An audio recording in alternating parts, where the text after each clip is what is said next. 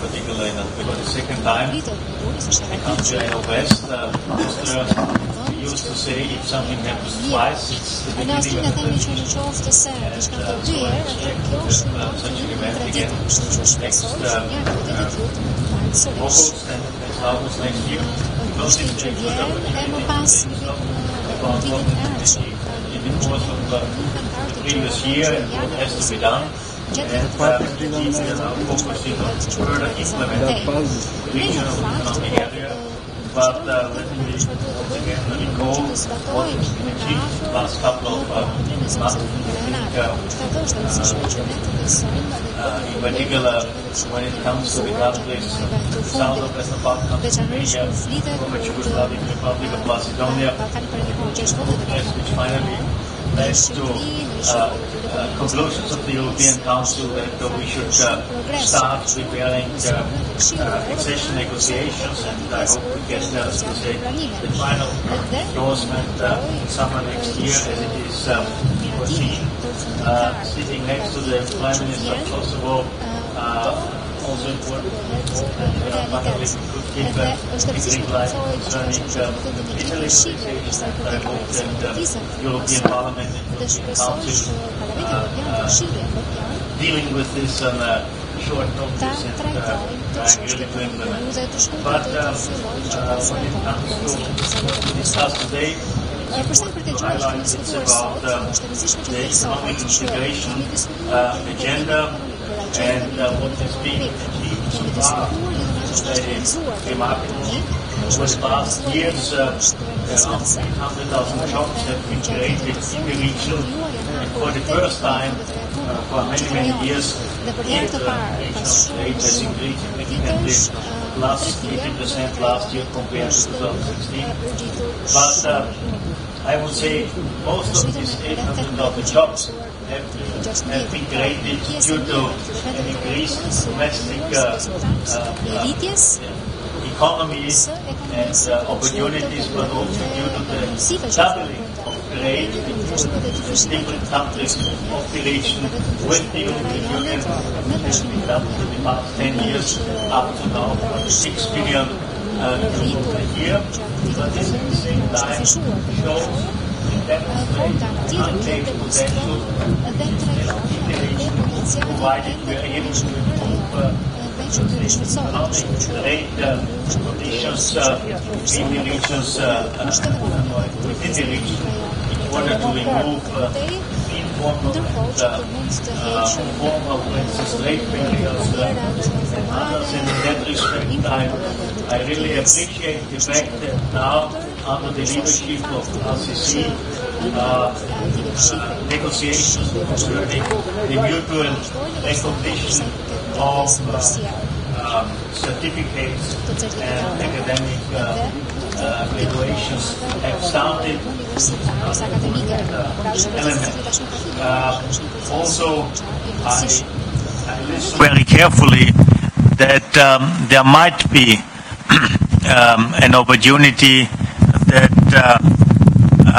the remaining two countries which are not yet part of a roaming agreement might consider, if there are, so to say, the necessary political conditions in place, might envisage to join this agreement, which is an important step for further, so to say, negotiations and discussions concerning the further reduction of roaming costs with the European Union. But at the same time, it's about, so to say, managing expectations. It took us within the European Union, I have to admit, 10 years to find a solution. But on the other hand, the good thing is we are now experienced how to achieve such goals, and I hope if it is to reduplicate it, we are faster than 10 years. So these are the issues. We were also talking about a further regional investment reform agenda. I think it's important really to sell, to promote the region globally with, so to say, one brand And for instance, Prime Minister was referring to it. Tourism is such an area, agriculture. And on a personal note, I will pay particular attention on further improvements in the energy sector, because also here a lot of untapped potential is there. The region has every opportunity to be more or less self-reliable when it comes to energy production, provided there is a strong coordination in terms of production, supply, and also the necessary, so to say, tariffs. But this is something we have to start. Thank you very much.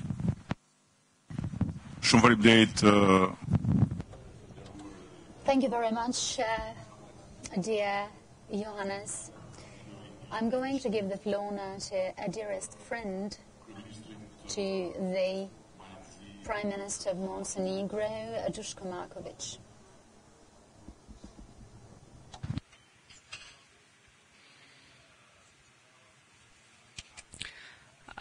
Thank you very much for organizing this meeting, which is a very beneficial platform for all of us in the area of meeting our vision and fulfilling our vision of the Western Balkans and the European Union. We have agreed that this platform is very useful and that it should become our tradition. It is clear that over the last year we made quite a serious progress in the region.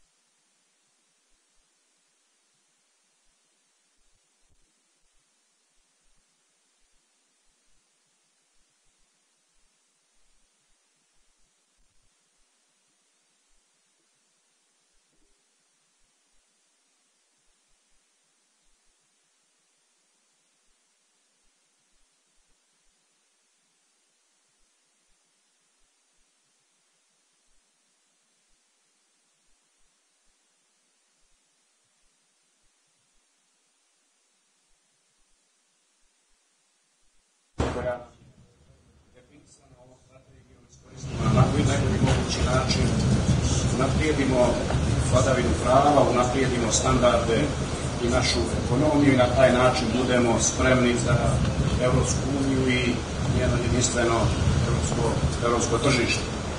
U tom smislu je veoma važno da ispunjavamo obaveze koje smo preuzeli u Trstu u okviru berlinskog procesa, propisivanjem akcijskog plana o regionalnom ekonomskom povezivanju. Danas smo analizirali dokle smo stigli, šta smo uradili, šta nijesmo stigli da uradimo, koja su to ograničenja koja imamo na nacionalnom nivou da te obaveze ispunimo i naravno jasno se opredijelili i dogovorili da akcijni plan mora biti naša obavezujuća agenda kako bi naše ekonomije podigli na veći nivo, kako bi standard naših građana bio bolji, kako bi otvorili više novih radnih mjesta i stvorili nove prilike za naše mlade ljude i zbog toga sam i danas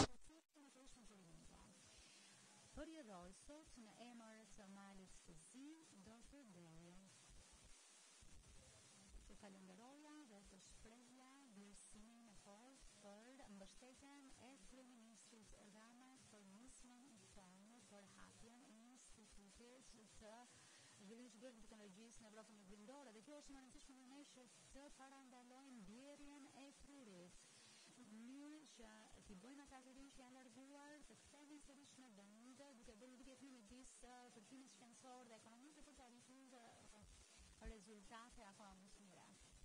Ndaj besoj që koha apo ajo çfarë shtrihet përpara nesh është mbushur me sfida dhe në qoftë se do të karakterizohet nga rezultatet mira, atëherë do të bëjë që këto platforma të tjera administrore të jenë mjaft të rëndësishme për perspektivën tonë evropiane.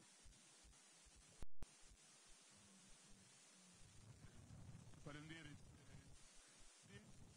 edhe për organizimin takimit informal ministrave për integrimin ekonomik pra të vendeve të Ballkanit Perëndimor dhe beqarsh që i thojmë Më mirë që sot jemi bashkë edhe me komisionerin Han, me kolegun ton Dushko Markovic, kryeministrin e Malizi, po edhe presidentin e EBRD-s, Suma Çakabati, që është një partner shumë i rëndësishëm i veneve tona dhe i ekonomive tona.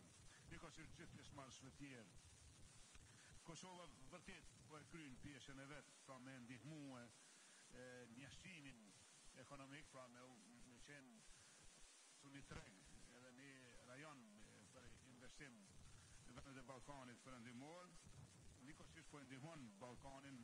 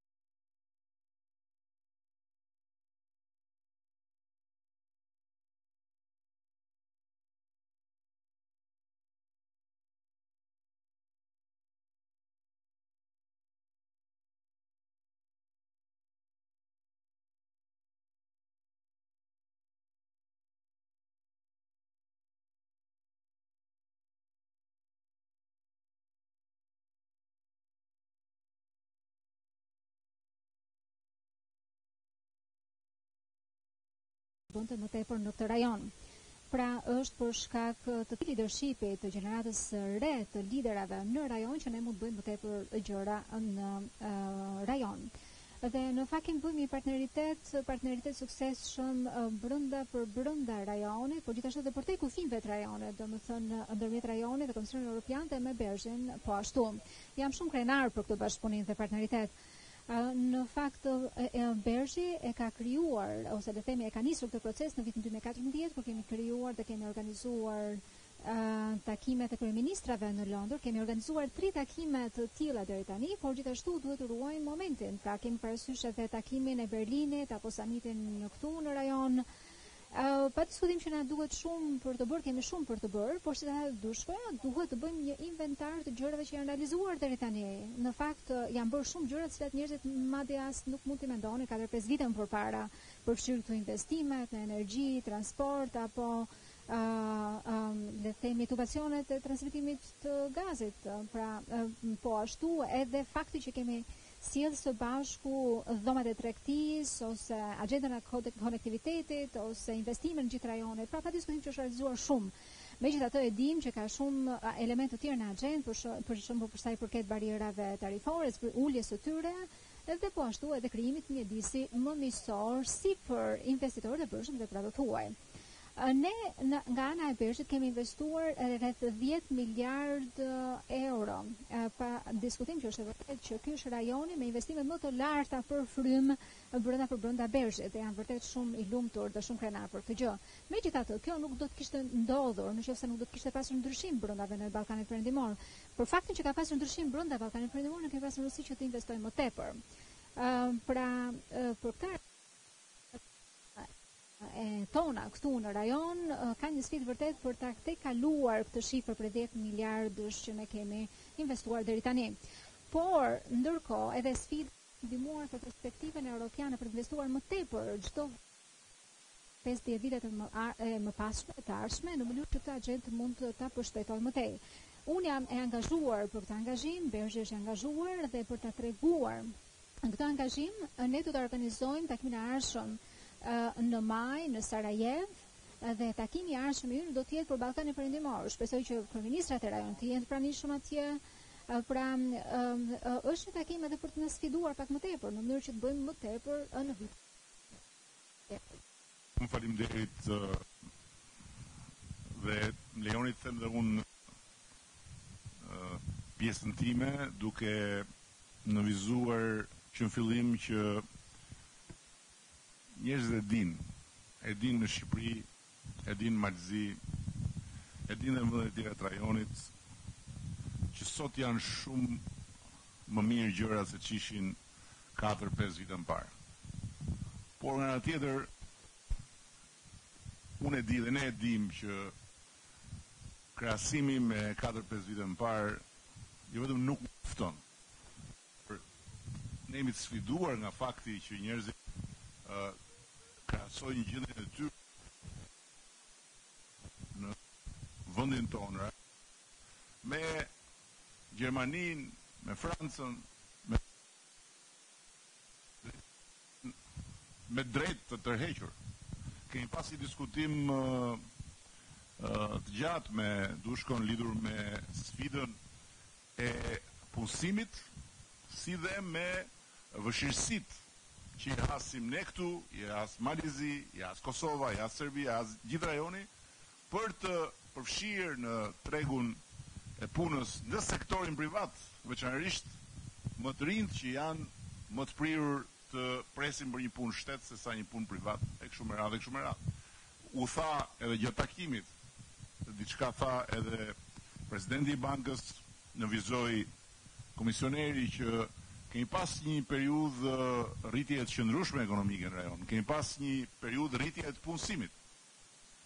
Dhe përsëri është kuptueshme që kur ne flasim për rritje të punësimit dhe kur kemi përpara shifrat e rritjes të punësimit, njerëzit përsëri janë të prirur të rrudhin buzët, për shkak se e dim shumë mirë që pavarësisht se ne kemi rritje të punësimit, njerëzit kanë nevojë jo vetëm për një punë të paguar më mirë, për rroga më të larta, për të ardhura më të larta.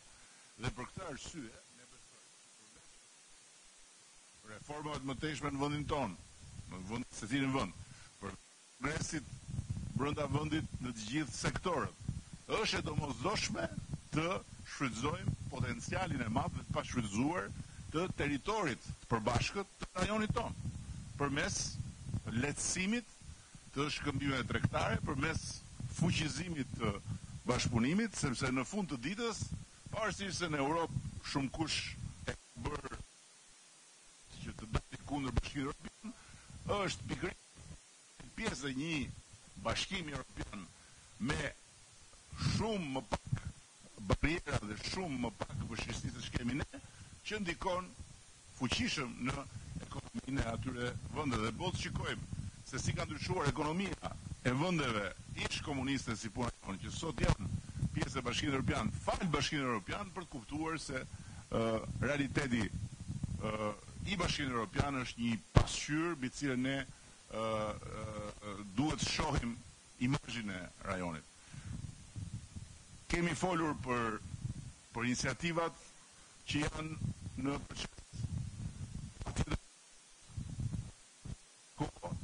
por me Bashkimin Evropian dhe me proceset e kësaj natyre, edhe pse padurimi i njerëzve është plotësisht i mirë kuptueshëm, ama programi i konektivitetit, pra i ndërtimit të akseve që do të lidhin më rajonin, duke filluar nga autostrada e kaltër ose adriatiko-joniane, është në progres, ashtu si kundër dhe iniciativat tjera. Kemi folur për turizmin në Shqipërinë, Malzi, po në gjithë rajonin ka shifra më të mira këtë vit të turizmit, por ama mundësia për të bërë më shumë, duke krijuar edhe një qendër të përbashkët rajonale të operatorëve turistik dhe të shërbimeve ekziston. Kemi folur për bujqësinë, për rritjen më teshme të shkëmbimeve në këtë aspekt dhe për një qendre ndërlidhëse të informacionit edhe të fermerëve dhe të kompanive që kemi folur për energjinë, siç nënvizoi edhe komisioneri, dhe patjetër që kemi parë edhe një gjë që është fakt. Sot kemi një nivel komplet tjetër të vullnetit politik dhe të bashkëpunimit politik, por nuk është ende i shoqëruar me të njëjtin nivel të bashkëpunimit ekonomik. Dhe këtu kemi vënë re, kryeministri i Malitzi e ka nënvizuar me plot drejt, duhet të ecim shumë më shpejt.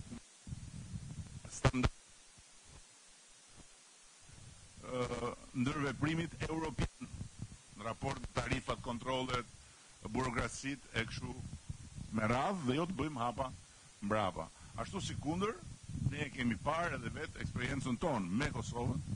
Jemi, si thuash, një familje e ndarë me një kufi që nuk na pengon që të bëjmë shumë më tepër, dhe kur vjen puna tek shkëmbimet tregtare, kemi her pas here ngërçe dhe probleme.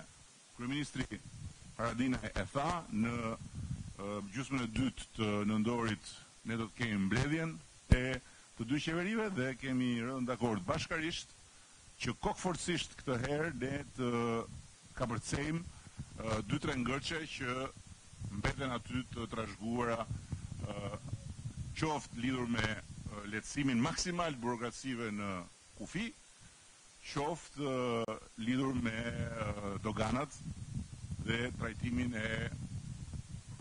e ndërveprimeve në këtë fushë. Shumë faleminderit edhe një herë për praninë, sidomos atyre që kanë ardhur nga më larg, por edhe përfaqësuesve lokal të mediave. Dhe tani konferenca është e hapur për pyetjet tuaja.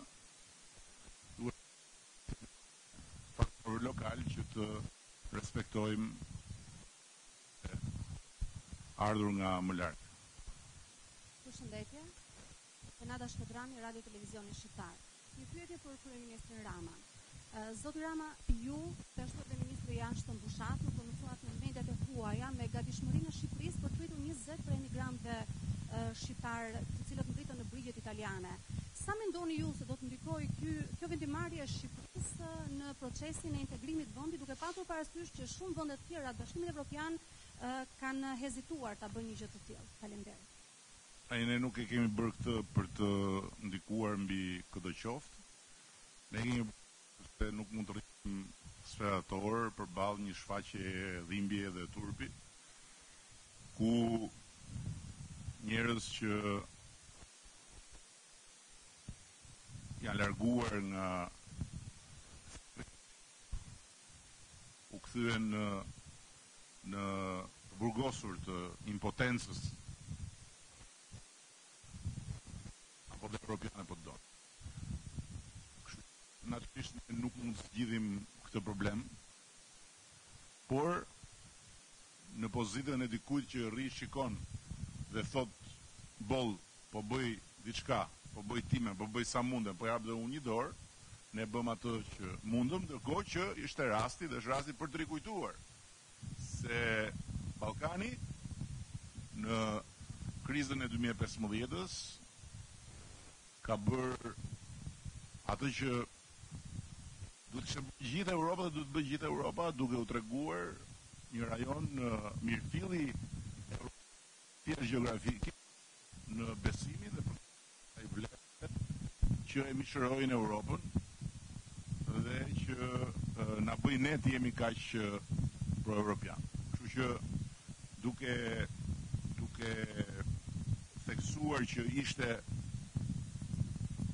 një gjest krejt i natyrshëm për ne shqiptarët, si shqiptarë, si europian, por dhe si njerëz që ishim ne dje, ata eritreasit dhe sotëm, dhe Italia nuk na la në mes të detit, dua të përsëris që gjesi ynë nuk ka pasur asnjë qëllim të fshehtë, ndërkohë që patjetër është në shpirtin dhe në frymën e botës tonë mediatike që të kërkoj qëllime të fshehta dhe unë jam plotësisht mirë kuptues dhe madje markton ky fakt. Shëndetje, jam Borem Zariqi, Radio Televizioni 21 Kosovë. Kam një pyetje për komisionarin Han. Në 7 shtator është caktuar që në Bruksel të zhvillohet takimi radhës midis presidentit e Kosovës Hashim Thaçi dhe atij të Serbisë Aleksandar Vučić, ku pritet të diskutohet për një marrëveshje finale. Por në këtë kohë po diskutohet gjithashtu dhe për korrigjimin e kufive, që ka dhënë një ide presidenti i Kosovës Hashim Thaçi, gjithashtu është thënë edhe territoresh me Serbinë. Zoti Han, pyetja shkon për ju, a e mbështesni ju korrigjimin e kufive me Serbinë apo shkëmbimin e territoreve? Cila është ideja më e pranueshme, apo Kosova duhet të arrijë marrëveshje me Serbinë në këta kufi në cilin e ka shpallur pavarësinë? Dhe për ju, zoti Rama, sigurisht keni përcjellur këtë debat për shkëmbim territoresh dhe korrigjim kufish, cili është komenti juaj? Faleminderit.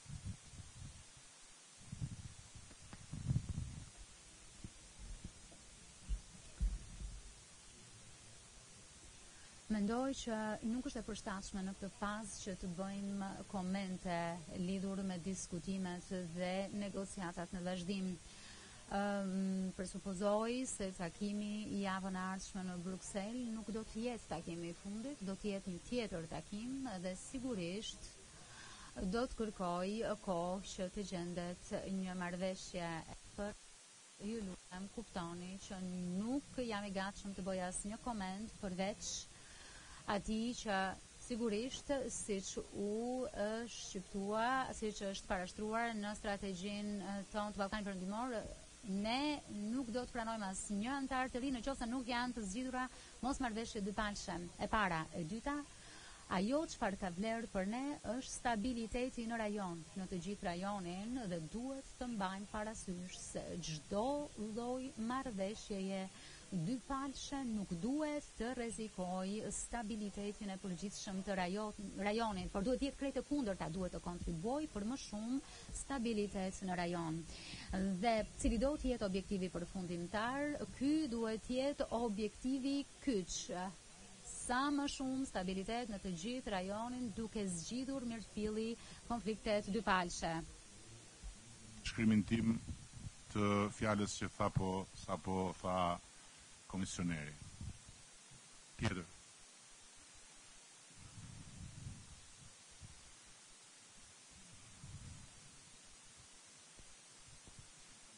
Biljana Matijašević, Daily Vijesti from Podgorica, Montenegro.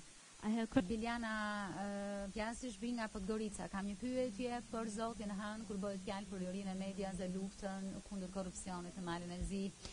Siç e dini, qysh prej 4 muajsh kemi patur sulmin mbi gazetarin Oliver Lakic dhe nuk ka rezultate nga hetimet.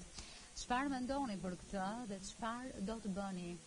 Ju pyes sepse thatë më parë që është një problem i madh për Malin e Zi dhe pengesë në rrugtimin e Malit të Zi drejt Bashkimit Evropian.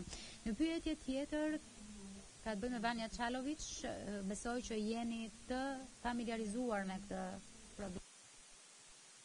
Ajo është përjashtuar nga Këshilli në Malezi për shkak të projektit në Bashkimin Evropian, ndërkohë që ajo është nga luftëtarët më të mëdhenj kundër korrupsionit në Malin e Zi. Gjithashtu kam edhe një pyetje për kryeministrin Marković.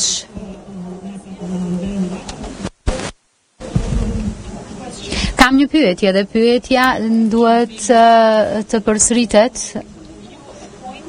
Ju keni caktuar si drejtor të policisë një person i cili është akuzuar se ka sulmuar Vanja Çalović.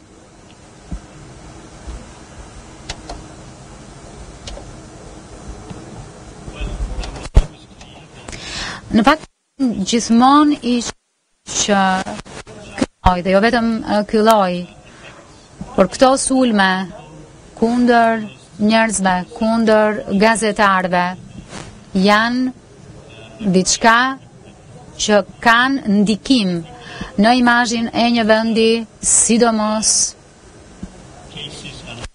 kur të tilla raste ohen siç duhet dhe sqarohen siç duhet.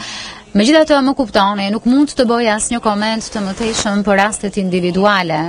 Keni të drejtë, ka ndodhur 4 muaj më parë dhe mund të pritej që pas 4 muajsh të kishte tashmë disa rezultate, por ndoshta kryeministri mund të na ndriçojë për këtë çështje dhe njëjta gjë vlen edhe për rastin tjetër. Ne po i kçyrim këtë çështje rregullisht dhe ndërkohë që përgatisim dhe raportin ton vjetor. Megjithatë, në këtë moment hezitoj që të bëj ndonjë koment specifik pa qenë i njohur me detajet më të rishta.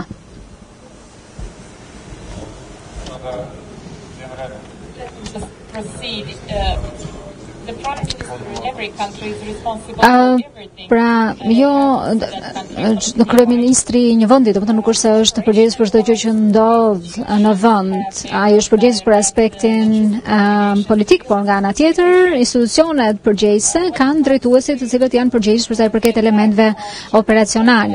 Për sa i përket sulmit kundër gazetarit, ju e dini, besoj, se cili është pozicioni im i qartë. Mendoj se e kam shprehur pozicionin tim edhe në praninë e komisionit tanë. Pra mendoj që kjo është përparësi e institucioneve të cilat janë llogaridhënëse, pra të cilat i japin llogari qeverisë. Është përgjegjësi gjithashtu edhe prokurorisë e përgjithshme që është llogaridhënëse përpara parlamentit të vendit.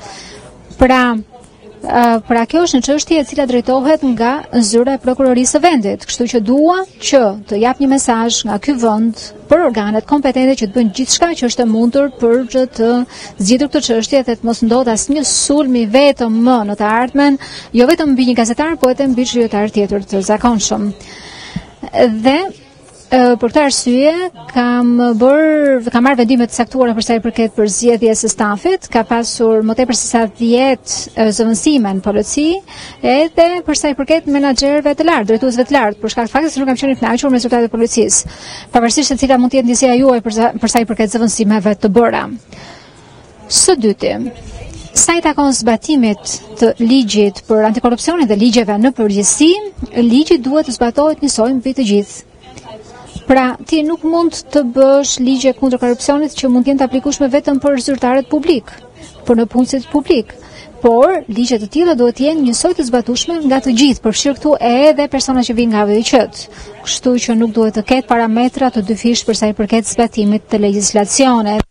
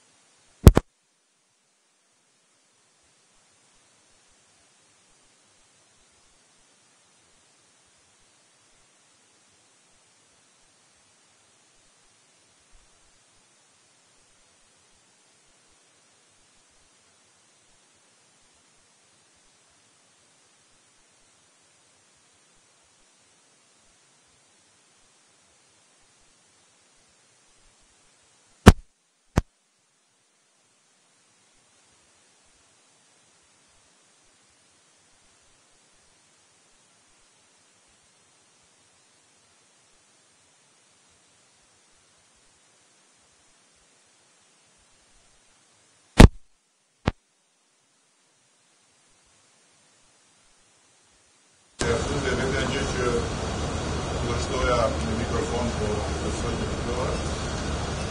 Është një anë dhe vullneti I gjithë tavolinës. Në një anë për të pruar në detyrën e re zonjën Majnita Breku, e cila që mëson zotin Zoran Milanović, kryet një institucionit të rëndësishëm për projektin përbashkët të bashkëpunimit dhe veprimit në rajon. Dhe nga tjetër për t'i uruar mbar dhe suksese në jetë ambasadores Romana Blau.